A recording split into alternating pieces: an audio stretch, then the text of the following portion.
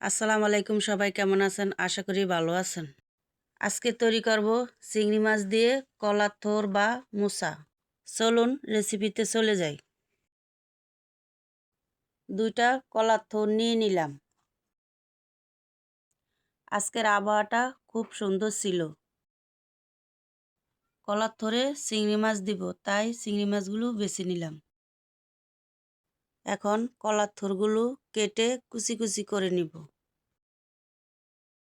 কলার থোড়গুলো পরিষ্কার করে ধুয়ে নিব। গরম ভাপের কারণে ক্যামেরাটা গোল হয়ে গেছে, এর জন্য দুঃখিত। এখন গরম পানিতে হলুদ দিয়ে কলার মোচাগুলো সিদ্ধ করে নিব। সিদ্ধ হয়ে গেলে ছেঁকে নিব। চিংড়ি মাছগুলো ও পরিষ্কার করে ধুয়ে নিব। একটি প্যান বসিয়ে তেল গরম হলে পেঁয়াজ কুচি মরিচ দিয়ে দিব। একটু ভাজা হলে আদা রসুন লবণ হলুদ মরিচ দিয়ে নেড়ে নিব। নেড়ে টমেটোগুলো দিয়ে দিব।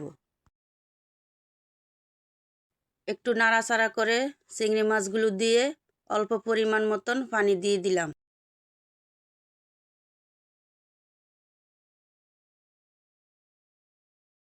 কষানো হলে ধনিয়ার গুঁড়া দিয়ে সিদ্ধ করা কলার মোচাগুলো দিয়ে দিব।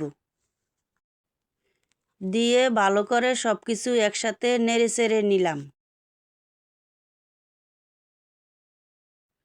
ডেকে কিছুক্ষণ রান্না করে নিব। রান্না হয়ে গেলে ধনিয়া পাতা দিয়ে নামিয়ে ফেলব।